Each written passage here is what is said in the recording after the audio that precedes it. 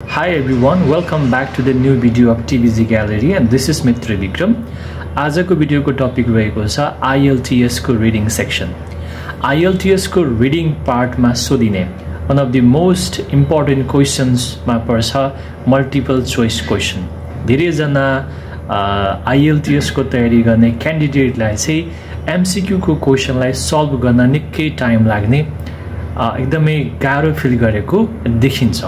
So आज म तपाईलाई यो भिडियोमा चाहिँ रिडिङ को MCQ मल्टिपल चोइस क्वेशनलाई क्विकली कसरी गर्न सकिन्छ र यो क्वेशनको तपाईलाई म केही कन्सेप्टहरु यो भिडियोमा शेयर गर्दै छु. र तपाईलाई मैले के क्वेशन्सहरु आइडिया मात्रै नभएर क्वेशन्सहरु पनि हामीले कसरी गर्न सकिन्छ, प्यासेजमा क्वेशन्सहरु कसरी बनेका हुन्छन् त्यसैलाई चाहिँ यो भिडियोमा शेयर गर्ने भएकोले भिडियो अन्तिमसम्म हेर्नु होला. तपाईको लागि यो निकै इम्पोर्टेन्ट हुनेवाला छ. तपाईलाई यदि मैले बनाएको भिडियो मन परिरहेको छ भने भिडियोलाई लाइक गर्नु होला, च्यानललाई सब्स्क्राइब गर्नु होला भने IELTS को तयारी गर्ने आफू जस्तै अरु साथीहरुलाई पनि यो भिडियो शेयर गर्न सक्नुहुनेछ. जाउँ आजको हाम्रो टपिक तर्फ. A neuroscientist reveals how to think differently भन्ने प्यासेज यो IELTS रिडिङ टेस्ट को प्यासेज 3 हो. प्यासेज 3 आफैमा पनि अलिकति डिफिकल्ट रहेको हुन्छ. यही डिफिकल्ट प्यासेजलाई म आज तपाईहरुलाई यहाँनेर शेयर गर्दै छु. त्यसमाथि पनि MCQ क्वेशन मल्टिपल चोइस क्वेशनलाई लिएर. अब यो जुन मेरो प्यासेज रहेको छ यो प्यासेज 3 हो जहाँ मसँग पहिलो क्वेशन नै MCQ रहेको छ र क्वेशन 27 नम्बरबाट सुरु भइरहेको छ. अब MCQ खोज्न सबैभन्दा पहिला हामीले क्वेशनको नेचर बुझ्नुपर्ने हुन्छ. तपाईलाई क्वेशन दुई तरिकाले दिएको हुन्छ मल्टिपल चोइस क्वेशनमा. सबैभन्दा पहिलो नेचर भनेको जुन तपाई यहाँ देखिरहनु भएको छ neuro economics is a field of study with 6-2 भनेर एउटा इनकम्प्लिट सेन्टेन्स दिएको छ. यहाँनिर तपाईलाई कतिपय क्वेशनमा यसरी इनकम्प्लिट सेन्टेन्स दिएको हुन्छ यहाँ अहिले दिए जस्तै गरेर भने कतिपय क्वेशनमा चाहिँ कम्प्लिट क्वेशन दिएको हुन्छ जस्तै WS क्वेशन सोधे जस्तो गरेर दिइरहेको हुन्छ. अब हामीले के बुझ्नुपर्छ भन्दा WS क्वेशन सोधेको छ भने त्यसको फरक नेचर हुन्छ. त्यसलाई खोज्ने आइडिया अलिकति फरक बन्न जान्छ भने यसरी तपाईको इनकम्प्लिट सेन्टेन्स दिए भने कसरी खोज्ने त हो. यो सबसे इम्पोर्टेन्ट कुरा हो. यसरी तपाईले इनकम्प्लिट सेन्टेन्स जस्तै क्वेशनमा देखिरहनु भएको छ भने हाम्रो काम सबैभन्दा पहिला यो जुन तपाईलाई दिएको वर्डहरु छ neuro economics field of study को कुरा गरेको छ 6-2. अब यो विच इच र यसलाई हामीले हेरिराख्नु परेन. यो ग्रामर यो प्रिपोजिसन को कुराहरु यो आर्टिकल को कुराहरु यो हामीले हेर्नु पर्दैन. जो मेन वर्डहरु छ कीवर्ड्स भनेर बुझ्छौं हामी जसलाई त्यही वर्डलाई चाहिँ हामीले यहाँनेर कीवर्ड रेडी गर्छौं. न्यूरो इकोनोमिक्स भयो, फिल्ड अफ स्टडी भयो र 6-2. यो तीनवटा जुन हाम्रो कीवर्ड्सहरु छन् यहाँनेर यो वर्ड्सलाई अब हामीले गएर प्यासेजमा खोज्छौं. र तपाईले के बुझ्नुपर्छ भन्दा यसरी इनकम्प्लिट तरिकाले दिएको क्वेशनको आन्सर जहिले पनि प्यासेजमा एउटै सेन्टेन्समा दिएको हुन्छ. अब MCQ को क्वेशन हो, मल्टिपल चोइस को क्वेशन हो, मैले त एउटा सेन्टेन्समा पाइन अर्को सेन्टेन्स पनि पढ्नु पर्यो. तपाईले भनेको आइडिया त रङ रहेछ भनेर पनि कतिले भन्नु होला. मेरो आइडिया रङ भएर तपाईलाई के पनि फरक परेन. तपाईले यहाँ गरेको आइडिया फलो गरेर मिल्छ भने राम्रो भयो. तपाईलाई मैले सिकाएको आइडिया मैले शेयर गरेको आइडिया नमिलेर पनि तपाईको नम्बर आउँछ भने त्यो पनि त राम्रै भयो. अल्टिमेटली हाम्रो काम भनेको त तपाईले कसरी नम्बर ल्याउनुहुन्छ भन्नेसँग रिलेटेड रह्यो. मैले भनेको आइडिया मिल्नु र नमिल्नुसँग केही सम्बन्ध रहेन. यो खाली तपाईलाई एउटा स्ट्र्याटेजी एउटा अप्रोचको मात्र मैले कुरा गरिरहेको छु. अब तपाईले त्यो एउटा सेन्टेन्समा आन्सर नपाएर अर्को पनि सेन्टेन्स पढ्नु पर्यो भने अर्को सेन्टेन्सको नेचर कस्तो हुन्छ त्यो पनि तपाईले बुझ्नुपर्छ है. अब हामीले एउटा सेन्टेन्समा नपाएर अर्को पनि खोज्नु पर्यो भने पक्कै पनि त्यो सेन्टेन्समा प्रोनाउनहरुबाट सुरु गरिदिन्छ. जस्तै दिस भन्दिएला, इट भन्दिएला, ड्याट भन्दिएला, दिस भनेर सुरु गर्ला प्रोनाउनबाट सेन्टेन्स सुरु गरेको हुन्छ. अब प्रोनाउनबाट सुरु गरेको हुन्छ मतलब के हुन्छ त अगाडिको सेन्टेन्समा भनेकै कुरालाई कन्टिन्यू गरिरहेको हुन्छ.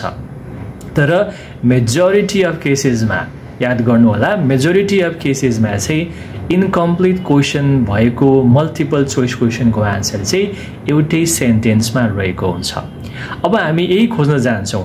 Neuro economics is a field of study with 6-2 भनेको छ तपाईँको पहिलो काम भनेको यो जुन सेन्टेन्समा भएका किवर्ड्सहरू छन् यो प्यासेजमा खोज्नुपर्छ। 27 नम्बरको क्वेसन गर्दैछौँ हामी, प्यासेज 3 फर्स्ट क्वेसन गर्दैछौँ भनेपछि तपाईँ जानुपर्ने हुन्छ सबैभन्दा फर्स्ट प्याराग्राफबाट सुरु गर्नु पर्यो। अब हाम्रो क्वेसनमा हेर्नु पर्यो न्युरो इकोनोमिक्स भनेर तपाईलाई मेन्सन गरिदिएको छ प्यासेज नम्बर 3 मा, यहाँ दिएको छ न्युरो इकोनोमिक्स। अब यो भएको सेन्टेन्स हेर्नु पर्यो पहिला हामीले। यो सेन्टेन्स दिस भन्ने पार्टबाट सुरु भइरहेको छ। This discoveries have led to the field, फिल्डको पनि कुरा आएको छ। अघि हामी उतापट्टि क्वेसनमा सब्जेक्ट अफ फिल्डको कुरा गरेको थियौँ र यहाँनिर चाहिँ फिल्डको पनि कुरा गरेको छ। न्युरो इकोनोमिक्स दिएको छ। अब तपाईँको आन्सर यहाँ पाउने सम्भावना बढेर जाने भयो।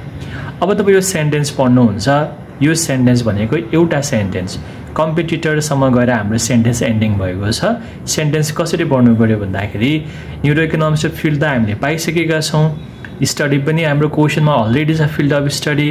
यसपछि हेर्नुहोस् त, the brain's secrets to success in an economic environment that demands innovation and being able to things differently from competitors. So यहाँनिर ब्रेनको सिक्रेट्सको कुरा गरेको छ, सक्सेस छ, इकोनोमिक इन्भाइरोमेन्ट छ, डिमान्डिङ इनोभेसनको कुरा गरेको छ, being able to do things differently from कम्पिटिटरको कुरा गरेको छ। अब यस्तो कुराहरू economic environment, demand innovation, different thinking, different things डुइङको कुरा, कम्पिटिसनको कुरा, सिक्रेट्सको कुरा, कुन चाहिँ अप्सनमा कुरा गरेको छ हेर्नु पर्यो। तपाईँ जानुहुन्छ यतापट्टि क्वेसनमा। सो फर्स्टमा दिएको छ साइन्टिस्ट। हाम्रो क्वेसनमा साइन्टिस्ट थिएन, चेन्ज पनि छैन, ब्रेन केमिस्ट्रीको कुरा पनि गरेको थिएन, गुड डिसिजनको पनि कुरा गरेको छैन, त्यसपछि ब्रेनको सिक्रेट्सको कुरा गरेको तर यहाँ सिक्रेटको कुरा मेन्सन गरेको छैन। Brain is link to achievement भनेको छ, अचिभमेन्टको कुरा हामीसँग आई थिङ्क थिएन अगाडिको सेन्टेन्समा, ब्रेनको कुरा त गरेको थियो। अर्को यहाँ दिएको छ कम्पिटिटिभ फिल्ड भनेर दिएको छ। ल हेर्नुहोस् त, अब हामी क्लोज पुग्यौँ। सी नम्बरसँग आन्सर मिल्दोजुल्दो देखिन्छ।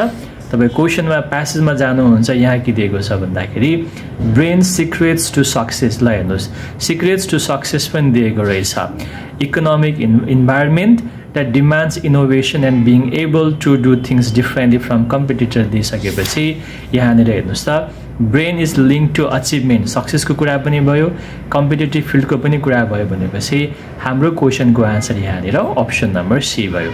यसरी तपाईँले आन्सर चाहिँ एउटै सेन्टेन्समा पाउनुहुन्छ। तर पहिलो कुरा भनेको क्वेसनको लोकेसन पत्ता लगाउनु पऱ्यो र सिनोनिमहरू।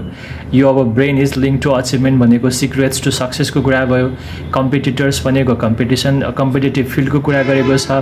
यो चाहिँ तपाईँले म्याच गर्नुभयो भने आन्सर इजिली भेटाउनुहुन्छ।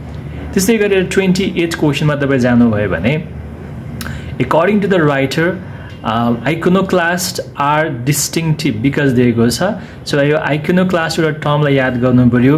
डिस्टिङटिभ हुन्छ भनेको छ बिकज यो पनि इन्कम्प्लिट सेन्टेन्स भयो। मोस्ट प्रोबेबली तपाईँको आन्सर अब एउटै सेन्टेन्समा रहेको हुन्छ। अब हामी जान्छौँ खोज्नलाई आइकोनोक्लास्ट आर डिस्टिङटिभ भनेर प्यासेजमा कहाँ दिएको छ। हामीले त्यसको बिकज पछि रिजन खोज्नुपर्ने हुन्छ, यो हेर्नु पर्यो। अब तपाईँको आन्सर यहाँ सकिएको छ। हामी योभन्दा तलपट्टि जानुपर्ने हुन्छ। यहाँनिर आइकोनोक्लास्टिक 1 भनेर दिएको छ। अब यसमा त केही पनि छैन। त्यसपछिको सेन्टेन्समा briefly iconoclast is a person who does something that others say can't be done भनेको छ। हाम्रो क्वेसन इन्कम्प्लिट भएको छैन। कतिपय के गर्नुहुन्छ भन्दा यो वर्ड त छ, मैले किन आन्सर पाइनँ भनेर मेरो त इम्प्रुभ भएन भनेको देखिन्छ। तर तपाईँले पहिला क्वेसन त प्रपरली भेटाउनु पऱ्यो नि त। हामीले के खोज्दै आएको छौँ भन्दा चाहिँ यो आइकोनोक्लास्टहरू, आइकोनोक्लास्ट आर डिस्टिङटिभ, आइकोनोक्लास्ट र डिस्टिङटिभ भनेको त क्वेसनै आइपुगेको छैन। यो एउटा वर्ड मात्रै दिएको छ, आइकोनोक्लास्ट भन्ने टर्म मात्रै दिएको छ, यो क्वेसन छैन। अब अर्कोमा जानुभयो भने this definition implies that iconoclast are different. ल हेर्नुहोस्, आइकोनोक्लास्ट यो टर्म पनि आयो, डिफ्रेन्ट भनेको डिस्टिङ यो पनि आयो हो। अबको तपाईँको क्वेसन चाहिँ यहाँबाट आन्सर यहाँबाट अगाडि हुन्छ। हाम्रो क्वेसनको लोकेसन पत्ता लगायो। So iconoclasts are different from other people but more precisely. MCQ को क्वेशन हो, मल्टिपल चोइस क्वेसनमा तपाईले यो बट जस्ताको वर्डहरु बट हाउएभरहरुलाई जहिले पनि हेर्नुपर्छ किनभने यस्तै खालको वर्डले तपाईको आन्सरलाई चाहिँ डिटरमाइन गर्ने काम गर्छ, डिटेक्ट गर्ने काम गर्छ। सो अब यहाँनेर but more precisely it is their brains data different in 3 distinct ways: perception, fear response and social intelligence को कुरा गरेको छ। भनेको मतलब तपाईको iconoclast different हुन्छ भन्ने कुरा त यहाँ भइ नै हाल्यो।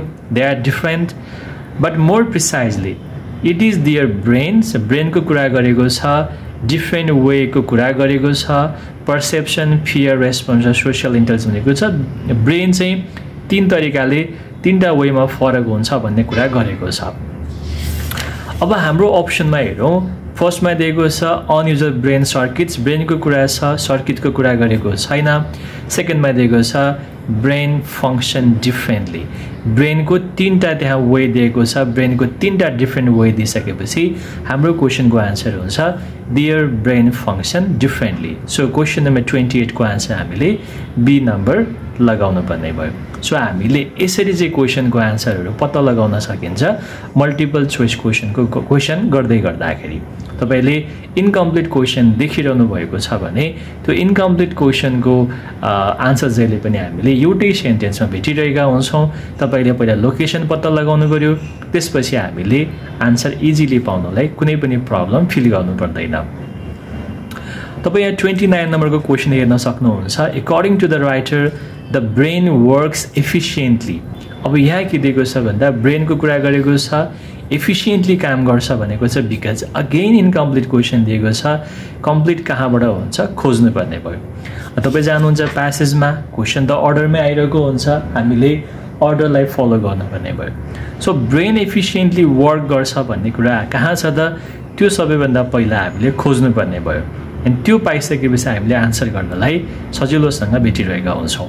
अब तपाई प्यासेजमा जाँदै गर्दाखेरि चाहिँ ब्रेन त हाम्रो प्यासेजमै दिएको छ।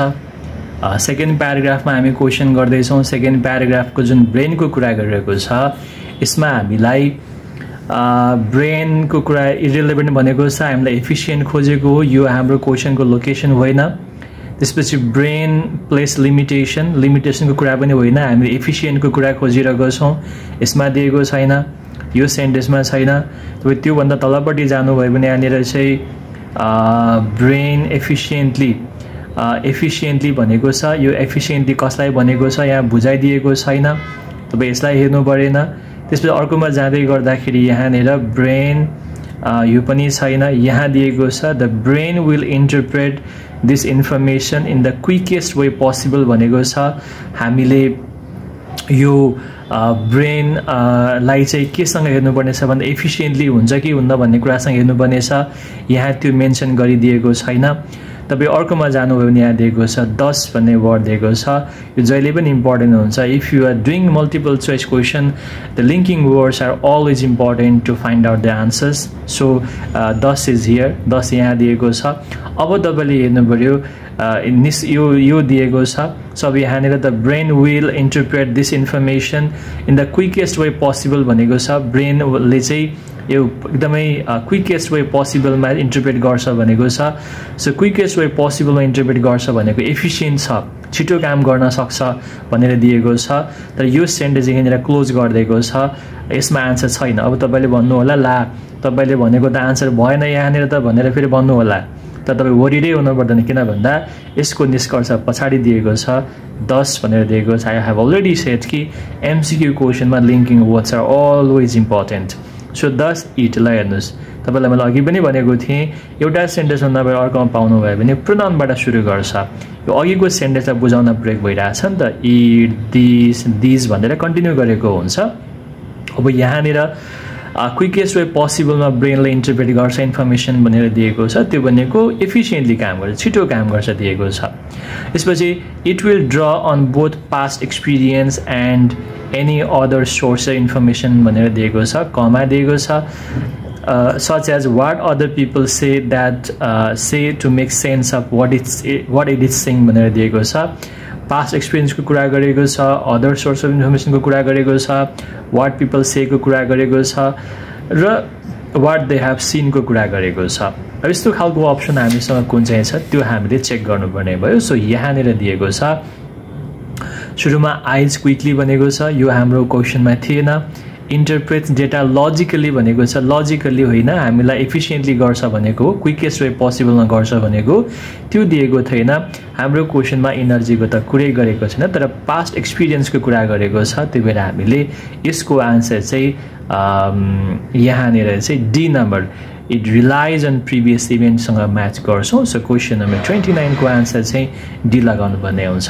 तपाईँले यसरी आफ्नो आन्सरलाई डिसाइड गर्न सक्नुहुन्छ। कतिपय ठाउँमा हामी एउटा मात्रै वर्डले पनि झुकिरहेका हुन्छ, ल यो वर्ड त दिएको छ भन्छ, तर त्यो कम्प्लिट क्वेसन चाहिँ आएको छ कि छैन, त्यो कम्प्लिट अप्सन चाहिँ आएको छ कि छैन भन्ने पार्ट तपाईँले कन्फर्म नगरेसम्म चाहिँ आन्सर इमिडिएटली लगाउनु चाहिँ हुँदैन। राइट, सो यो हो तपाईँले मल्टिपल चोइस क्वेसन, आइएल्स रिडिङको मल्टिपल चोइस क्वेसन गर्ने बेस्ट आइडिया। तपाईँले यसरी नै आफ्नो प्रिपरेसन गर्नुभयो भने I am pretty much sure you can definitely do best on your reading module. This much, यो भिडियोमा यति नै। Thank you so much for watching this video. I hope तपाईँलाई पक्कै इन्फर्मेटिभ रहेको हुनुपर्छ। भिडियो मन परेको छ भने लाइक गर्नुहोला, च्यानललाई सब्सक्राइब गर्नुहोला। आइएल्स पढ्ने आफू जस्तै साथीहरूलाई पनि भिडियो सेयर गर्न सक्नुहुनेछ। र तपाईँले कुनै पनि टपिकको बारेमा भिडियो बनाइदियो हुन्थ्यो भन्ने चाहनुहुन्छ भने त्यो टपिकलाई कमेन्ट बक्समा ड्रप पनि गर्न सक्नुहुन्छ। Keep watching TBG gallery. See you in the next video.